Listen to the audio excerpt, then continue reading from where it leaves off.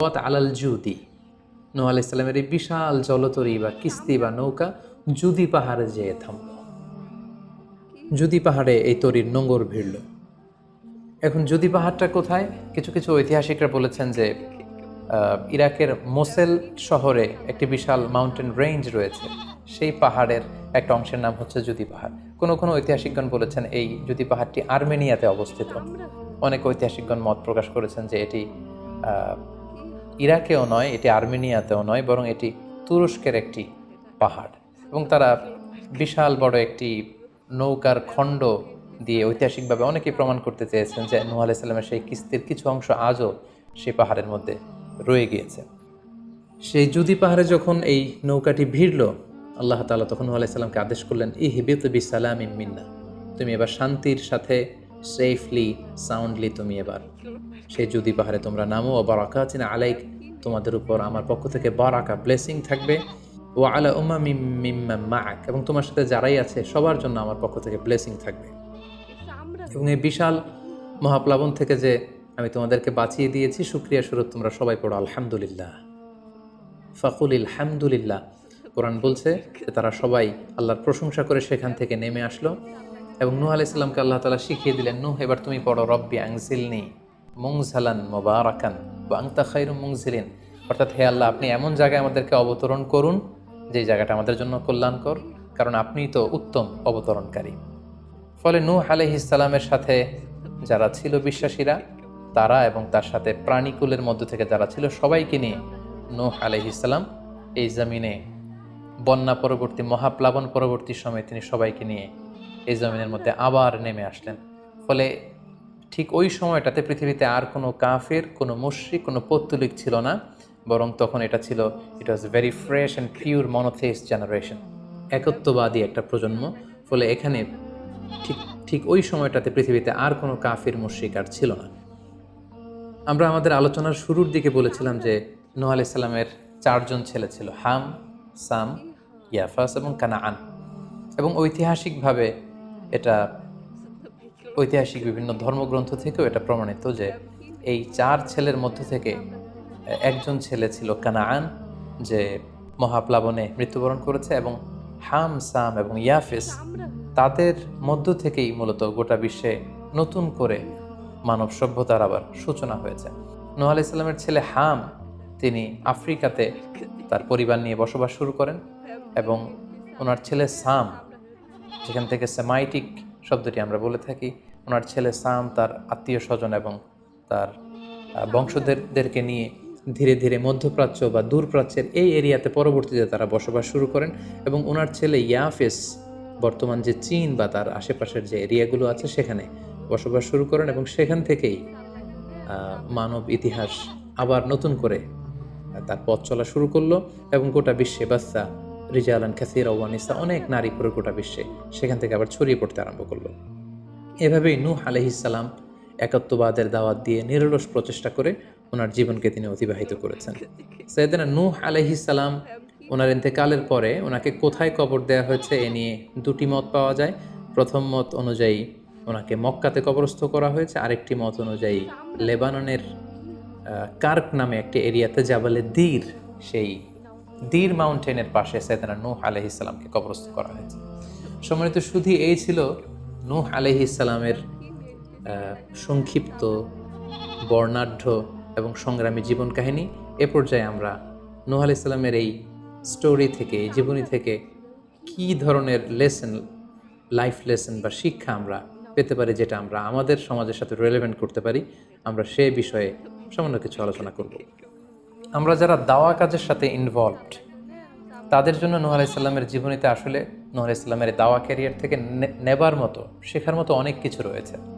তোর মধ্যে থেকে অন্যতম হচ্ছে যে ডাইভার্সিটি অফ দাওয়া অ্যাপ্রোচ।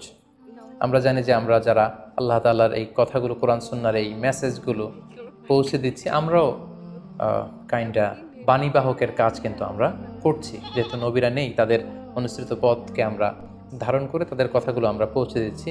সো আমাদের দাওয়া অ্যাপ্রোচের মধ্যে ডাইভার্সিটি থাকতে হবে। আমরা যেমনি ওরালি দাওয়া কাজ করি, নবীরা ওরালি দাওয়া কাজ করতেন, মৌখিকভাবে মানুষকে দাওয়া দিতেন।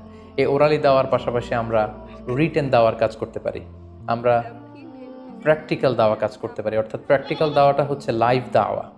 আমার কথা দেখে, আমার আচরণ দেখে, আমার ডিলিংস দেখে মানুষ ইসলামের সৌন্দর্যের প্রতি আকৃষ্ট হবে, এবং এটা খুবই ফলপ্রসূ একটা দাওয়া সিস্টেম। সো আমরা যদি নূহ আলাইহিস সালামের জীবনের দিকে তাকাই, তাহলে দেখব উনি অনেকভাবে এই দাওয়া কাজ করেছেন। উনি প্রথম পার্সন টু পার্সন টার্গেট করে তাকে একা একা বোঝাতেন। এটা যখন কাজ না করতো, প্রাইভেট দাওয়া থেকে উনি পরে সুইচ করলেন পাবলিক দাওয়াতে। কোরআন আমাদেরকে জানিয়েছে যে তার কওমের বিভিন্ন ফেস্টিভ্যালগুলোতে, সেখানকার বিভিন্ন পাবলিক গ্যাদারিংসগুলোতে, সেখানকার বিভিন্ন ক্লাবগুলোতে তিনি যে এক আল্লাহর দাওয়া তিনি সেখানে পেশ করেছেন। পাশাপাশি নূহ আলাইহিস সালাম তার সময়ের সম্ভ্রান্ত ব্যক্তিবর্গ যারা, তাদেরকে স্পেশালি তিনি দাওয়া কাজের আওতায় নিয়ে এসেছেন। এলিট সোসাইটি যারা, আমরা যদি আল্লাহ রাসূল সাল্লাল্লাহু আলাইহি ওয়াসাল্লামের দাওয়া অ্যাক্টিভিটির দিকে তাকাই, তাহলে দেখব যে উনিও কিন্তু সানাদিদে কোরাইশের যারা লিডার শ্রেণী ছিল, গণ্যমান্য ব্যক্তিবর্গ ছিল, তাদেরকে তিনি স্পেশালি দাওয়া কাজ করতেন তাদের সাথে। কারণ আমরা জানি যে একটা সমাজের লিডার যদি ইসলামের পথে আসে, ফলে তার যে লক্ষ লক্ষ ফলোয়ার থাকবে তারাও তার দ্বারা ইনফ্লুয়েন্স হয়ে তারাও ইসলামের পথে চলে আসবে।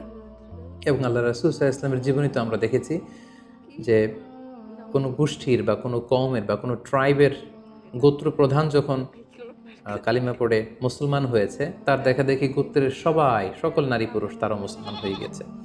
দাওয়া কাজ আঞ্জাম দেওয়ার ক্ষেত্রে যারা এলিট সোসাইটি বা সমাজের গণ্যমান্য ব্যক্তিবর্গ যারা থাকবে, তাদেরকে দাওয়া দেওয়ার ক্ষেত্রে আমাদেরকে স্পেশাল এফোর্ট দিতে হবে। কারণ তাদেরকে যদি আমরা ইসলামের পক্ষে, সত্যের পক্ষে কনভিন্সড করতে পারি, ফলে তারা সমাজের আরও অনেক লোককে ইনফ্লুয়েন্স করে ইসলামের সুশীতল বাণীর ভেতরে নিয়ে আসতে পারবে। তো এর মানে এই নয় যারা নিম্ন শ্রেণীর বা যারা সমাজের মধ্যবিত্ত বা নিম্ন মধ্যবিত্ত যে ফ্যামিলিগুলো রয়েছে বা যে সমস্ত লোকজন রয়েছে, তাদেরকে আমরা গুরুত্ব দিব না, ব্যাপারটি এমন নয়। বরং নূহ আলাইহিস সালামের ঘটনা থেকে আমরা বুঝতে পারছি যে একটা হচ্ছে মাস পিপুলদের জন্য দাওয়া, আর একটি হচ্ছে যারা সমাজের উচ্চ শ্রেণী তাদের জন্য স্পেশালি কিছু টাইম স্পেন্ড করা, তাদেরকে আলাদাভাবে দাওয়া দেওয়া, এবং অথবা তাদের উপযোগী করে দাওয়া অ্যাক্টিভিটি তাদের কাছে যদি আমরা প্রেজেন্টেশন করতে পারি, তাহলে নিঃসন্দেহে তারাও ইসলামের সৌন্দর্যের দ্বারা আকৃষ্ট হবে।